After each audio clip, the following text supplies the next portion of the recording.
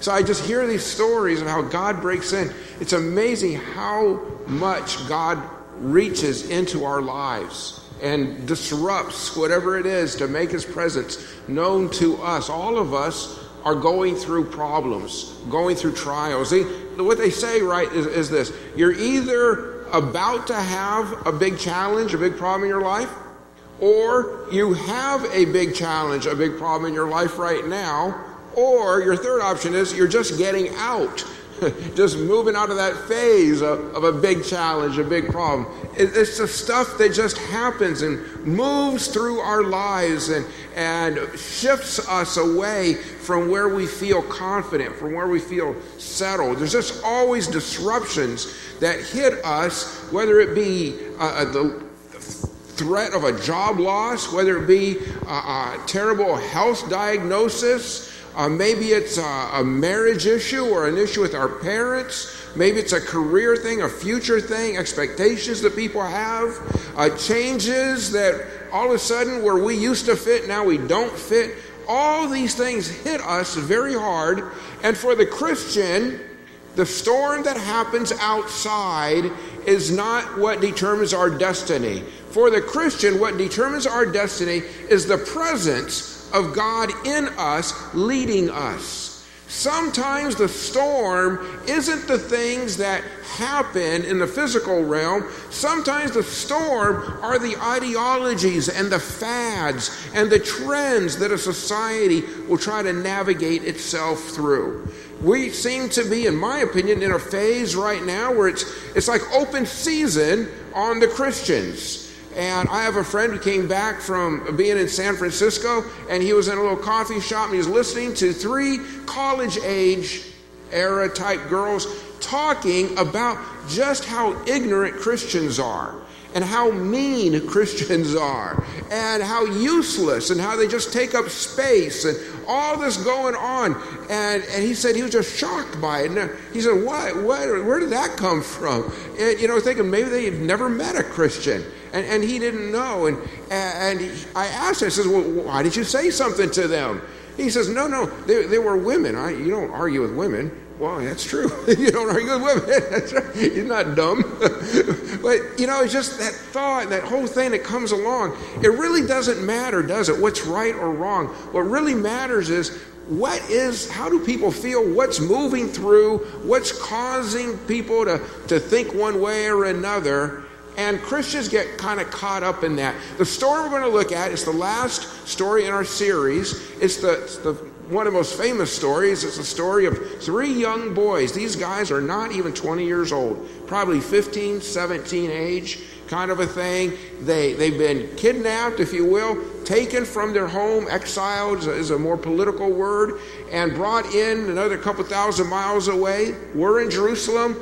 Their king Nebuchadnezzar annihilated Jerusalem, brings them into Babylon, which is right just a few miles outside of Baghdad, Iraq. Now, you can still go look at the ruins of one of the ancient wonders of the world, was Babylon. They bring them in. These guys, and the way that the Assyrians managed their affairs, they, instead of spreading their power, they would all bring it into their capital.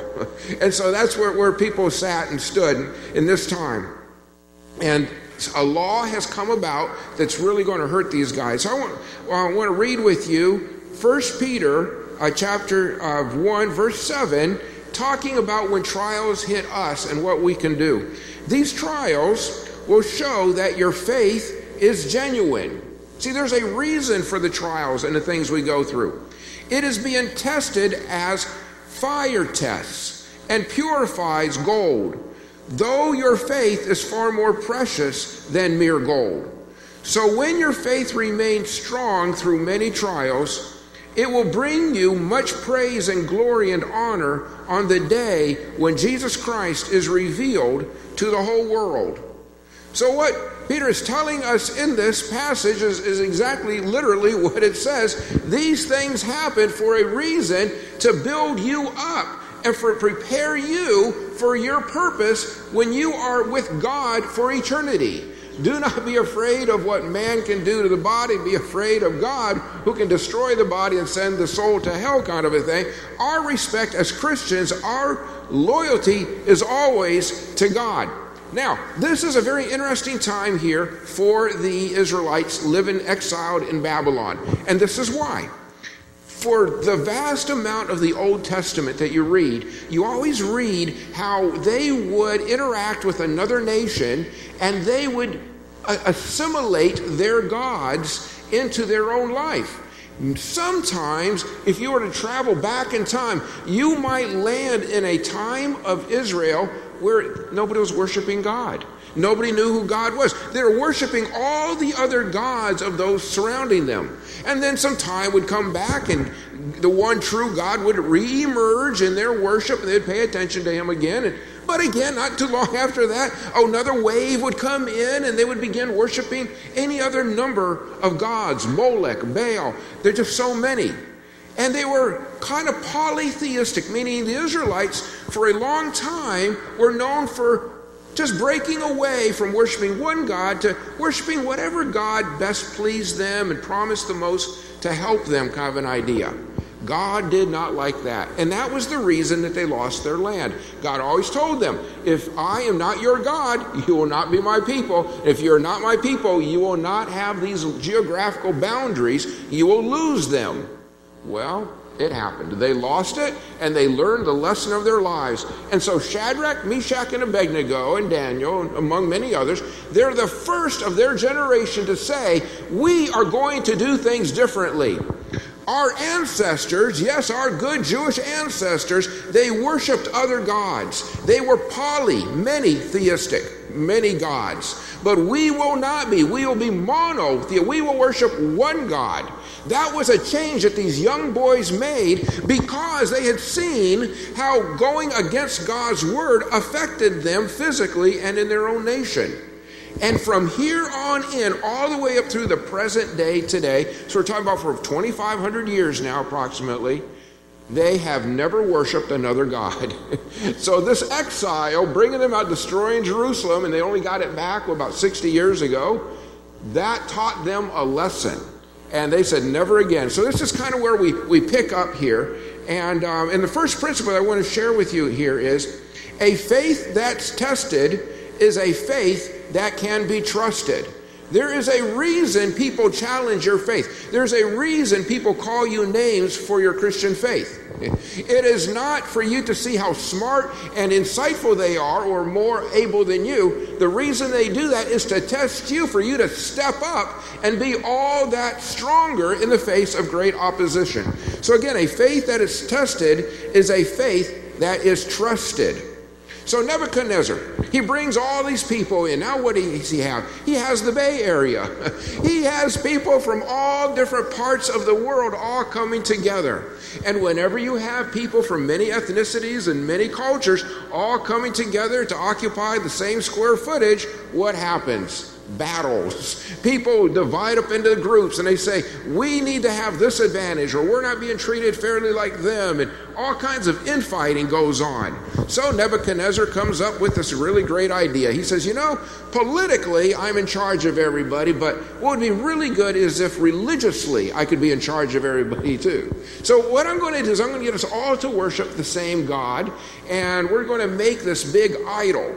Now, the idol really wasn't something that they worshipped in itself, but it was something that resembled or expressed the God that they were worshiping. Not our God, but a created God, a man-created God. But this idol was enormous. It was 8 stories high, and it was made of gold from top to bottom. And that thing must have glistened like crazy. And what Nebuchadnezzar had this idea was, if I get everybody on the same page, worshiping this God or that I get to be in charge of, and acknowledging that I am politically in authority over everybody, this will bring unity to the people. And so he had a real desire to do this. Anybody who did not step up in conformity, they're out of there. We have no room for them. And so that was kind of the rule that was set up here. So let's look here, and this is what Nebuchadnezzar says. He says, when you hear the sound of the horn, flute, zither, lyre, harp, pipes, and other musical instruments, that's a big orchestra, bow to the ground to worship King Nebuchadnezzar's gold statue. Anyone who refuses to obey will immediately be thrown into a blazing furnace. So here we have this picture. All of a sudden the music starts up. You got this humongous idol. You got tens, hundreds of thousands of people standing around. The music starts. Oh, we know what to do. It's time to pretend that, we like Nebuchadnezzar. And everybody bows down to worship this idol. Everybody except these three boys, Shadrach, Meshach, and Abednego. Well, in a big crowd like that, who's going to see these three guys, right? And probably were others that didn't bow down for whatever reasons. But nonetheless, some people in political authority saw Shadrach, Meshach, and Abednego, were jealous of the role they played in Babylon, the advantages, the favoritism they had been shown. And they went to the king and said, everybody who loves you and obeys you, king, is bowing down. Isn't it funny that these three guys, these three Jews, they're not bowing down to you? And what's up with that? And the king says, oh no. What do you mean? What do you mean they're not bowing down to me?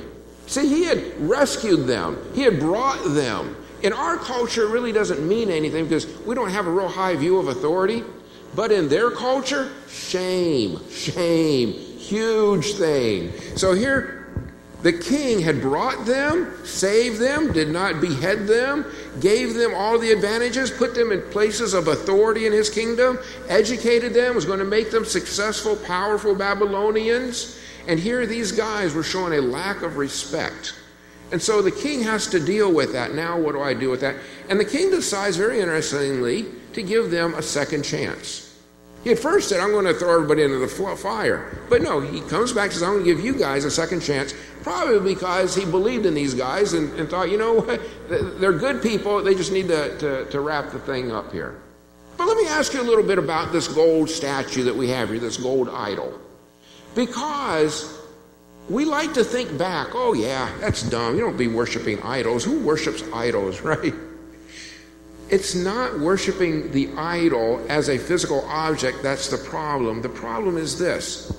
It's putting our loyalty, putting our hope in an object or a philosophy or an idea that is contrary to God. We don't have idols, but any one of us has many things that we put our loyalty to, that we give our affection to, that we care about, that we think about all day long. Even though it might have or it might not have a physical presence, a material existence, yet it occupies a place in our lives. And they are just as compelling as the idols were in that era, in that time. Why is that? Because worshiping an idol, whether it be something physical or mental or an idea or an ambition, it's pleasurable. Because it tells us what we want to hear. How many of us have been taken by a salesman who lied all day long, but his lies were exactly what we were hoping to hear. And we are, even because it was so satisfying to our desire to hear that, we gave him the benefit of the doubt. Well, just maybe what he's saying is true. That's very common, and I've fallen for it. Maybe somebody else here is too. But we like to hear what we want to hear, these idols. The truth is that behind every idol, every desire that we have that does not come from God, you take the mask away, you remove the gold, you remove everything, and what do you find back there? You find yourself standing there. Behind every idol is yourself. It always comes back around to, I want to please myself. I want to satisfy my desires. I want people to look at me a little bit bigger than how they're looking at me right now. It doesn't matter what you want to go aim it for. There's always a reason for the idol. And the reason is always, I'm the one standing there.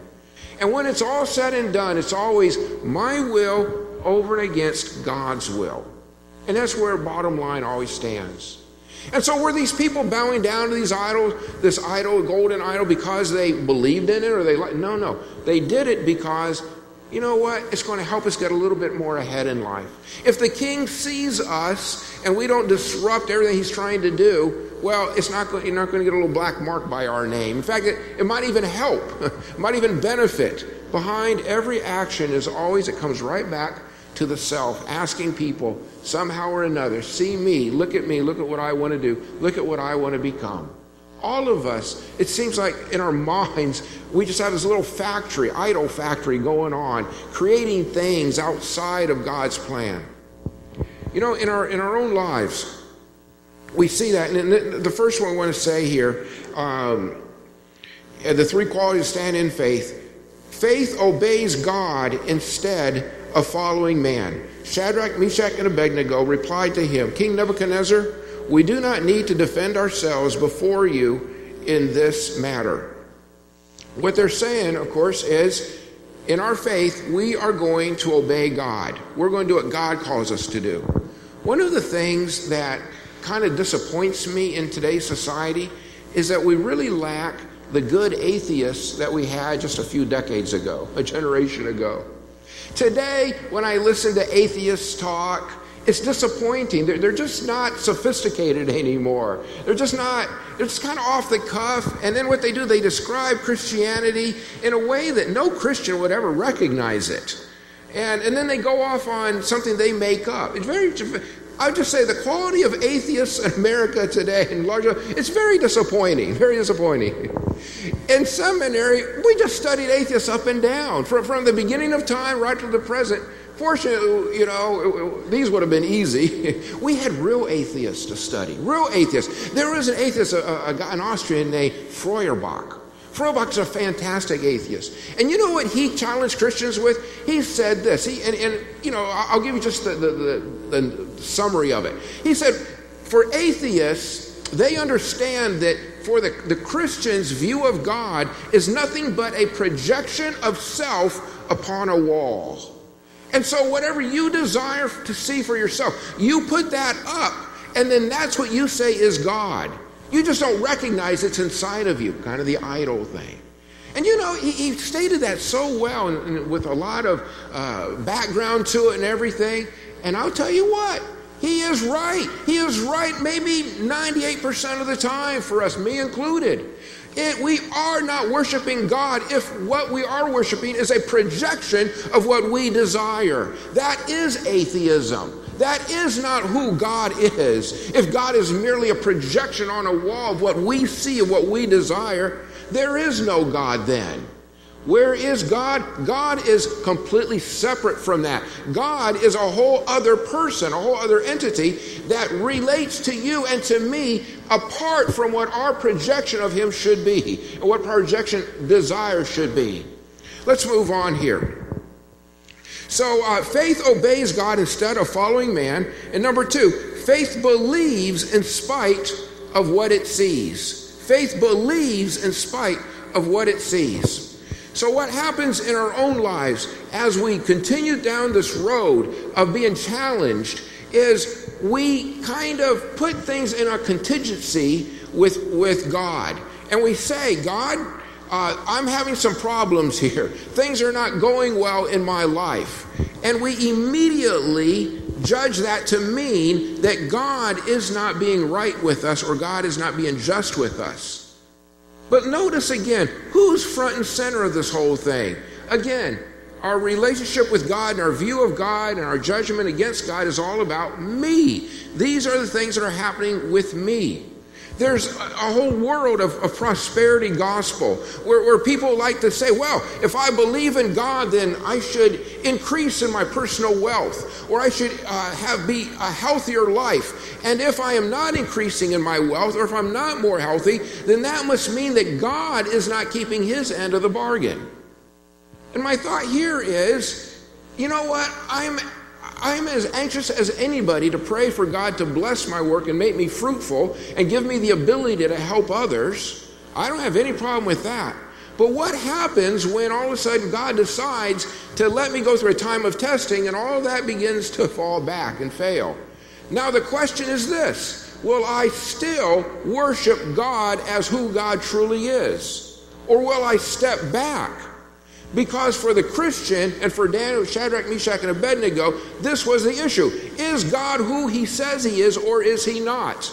And what I go through in my life is not good information about who God is. My life is transitory. It's like Job said, the good Lord giveth, the good Lord taketh away. Blessed be the name of the Lord. That's what it is. He is the constant.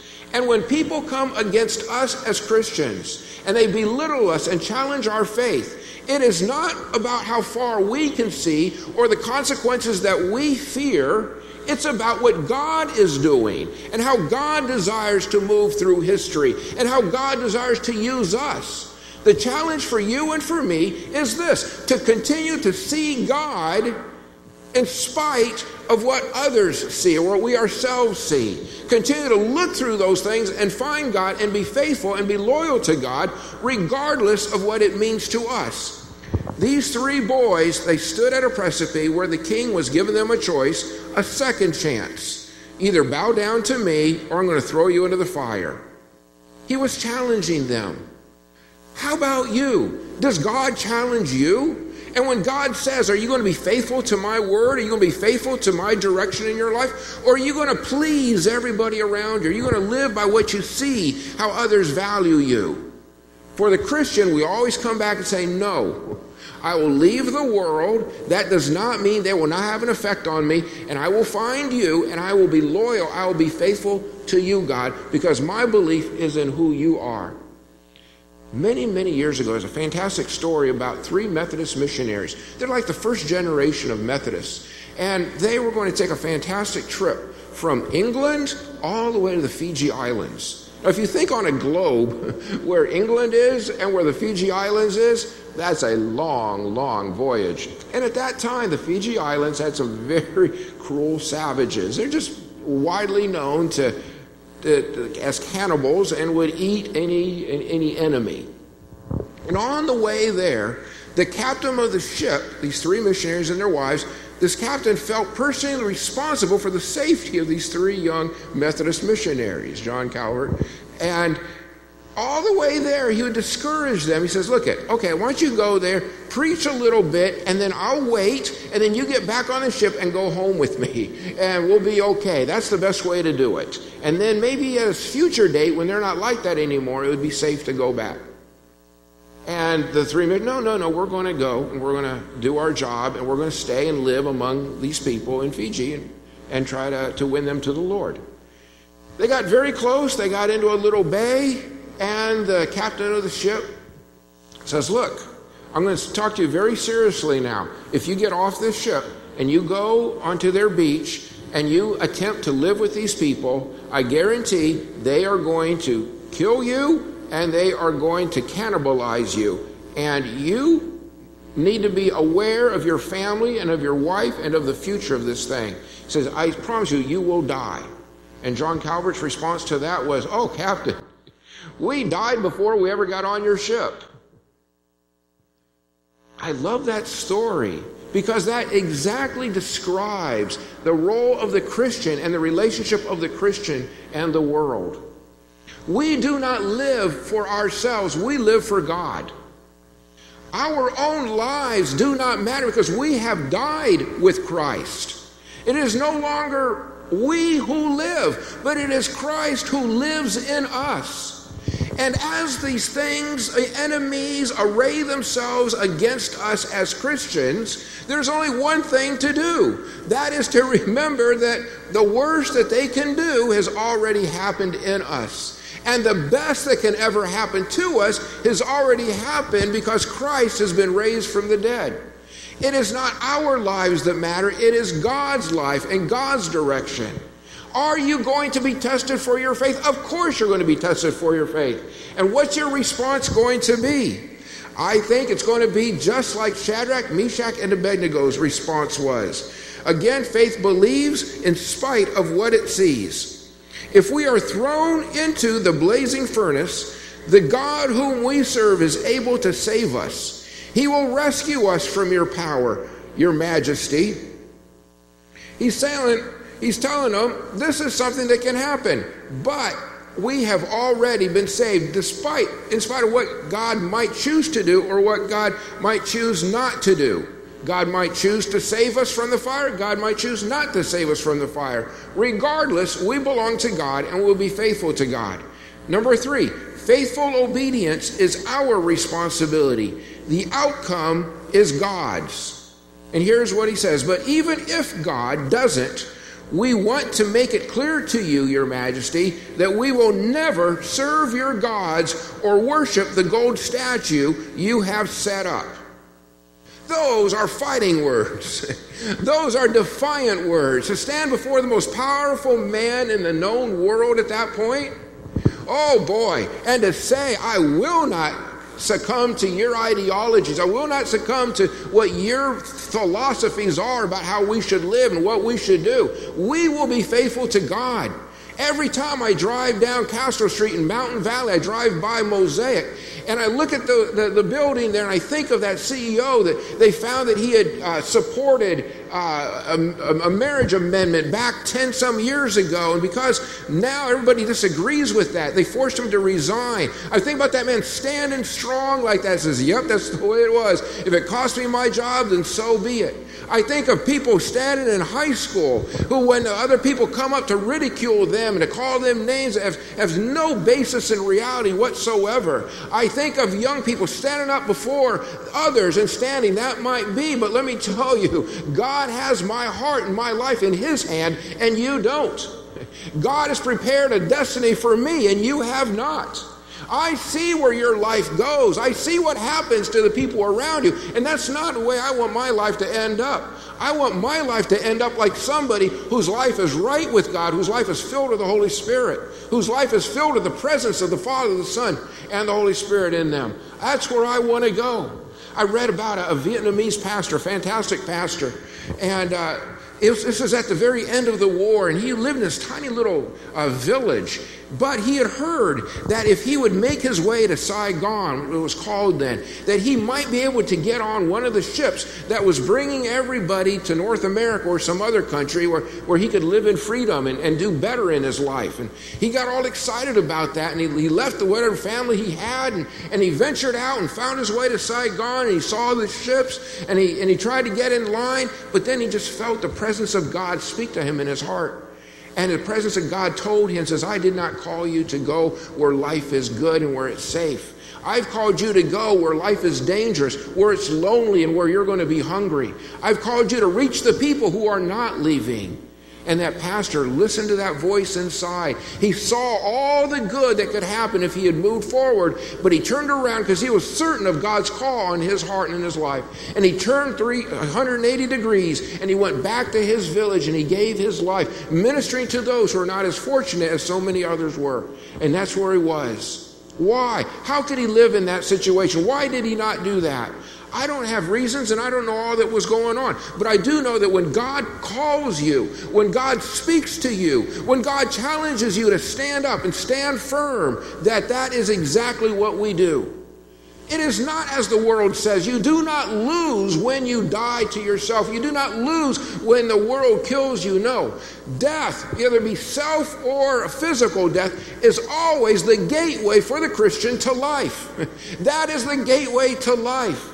And when the world challenges you against that, stand firm with God and say the world can do what the world wants to do. But for me, I will stand with God, and I will be faithful to God against the onslaught of the enemies of God.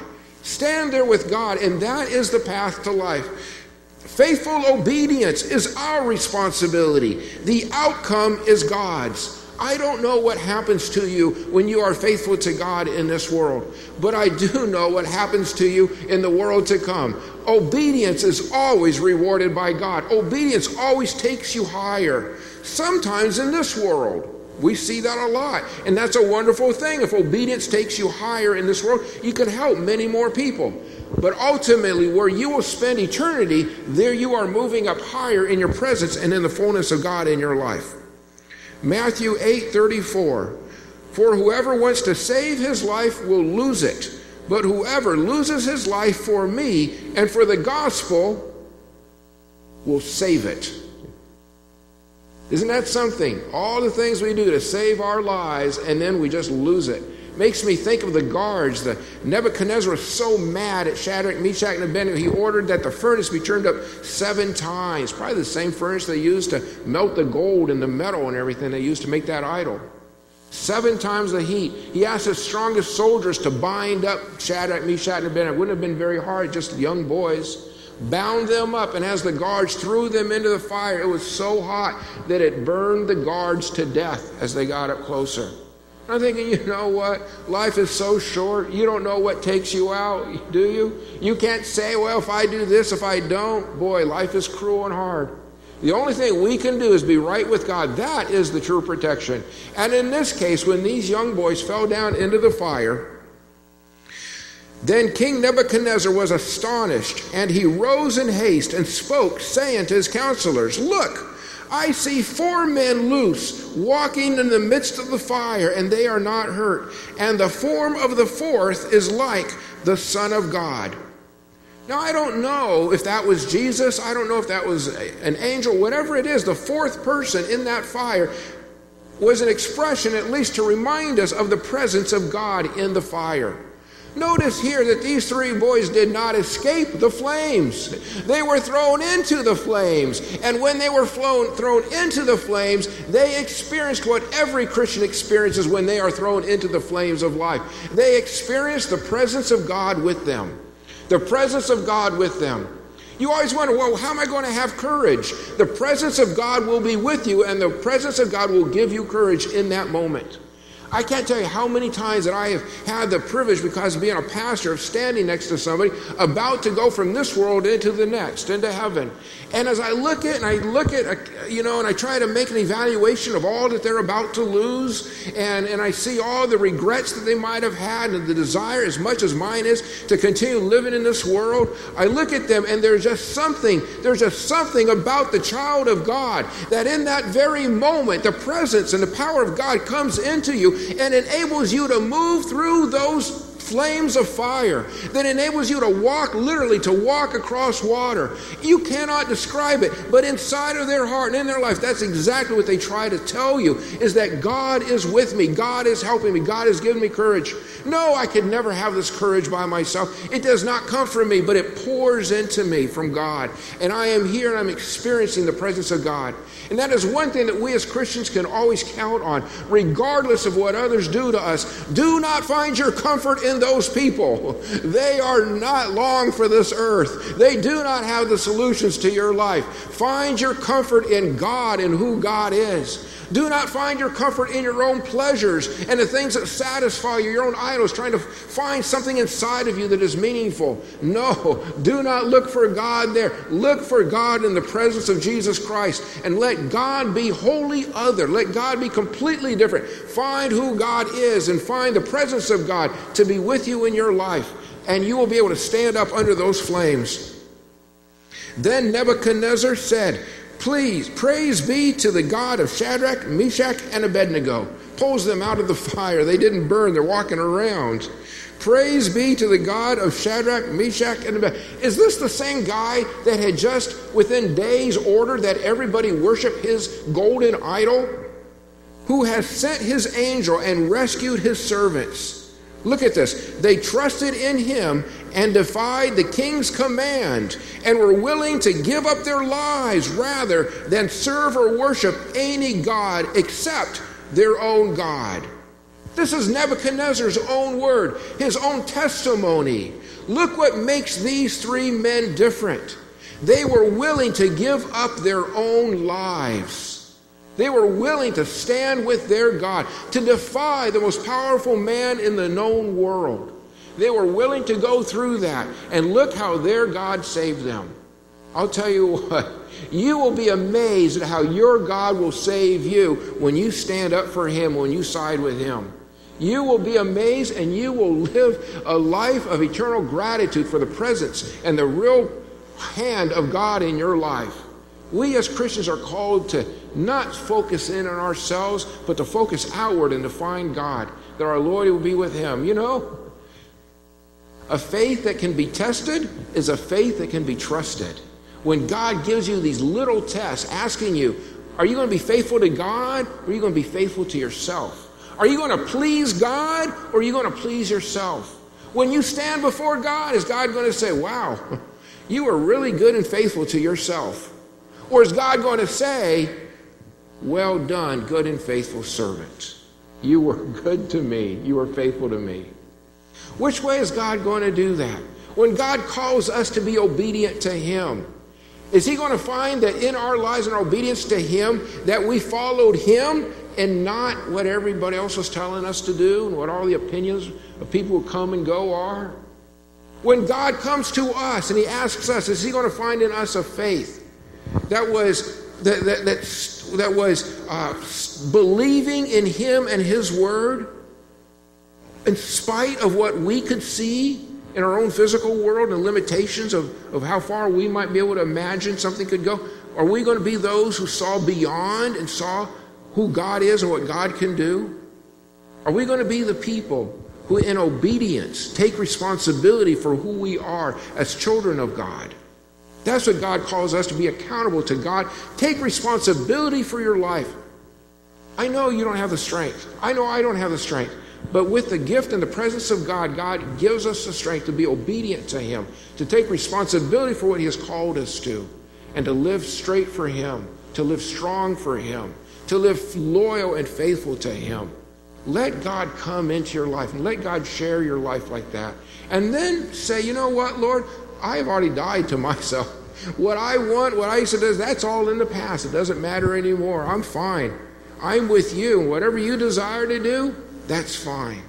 Come wealth, let me use it for you. Come poverty, let me find ways to share you. Come health, let me live in a way that glorifies you. Come illness, let me find opportunities to use that to glorify you. Whatever it might be that might come, that's just incidental in my life, and it only lasts my lifespan, not a moment longer than that. But while I have a lifespan, may one thing be certain, that this faith that is tested here proves that you can trust it, that I am loyal to you and I'll be faithful to you, and my life is in your hands completely, every day, every time. That's the people that God is calling us as Christians to be. Does it take courage? It takes all the courage that God can put inside of you, yes. But let's be those kinds of Christians. Let's stand firm for who God is in our lives and what He has done. Let me pray.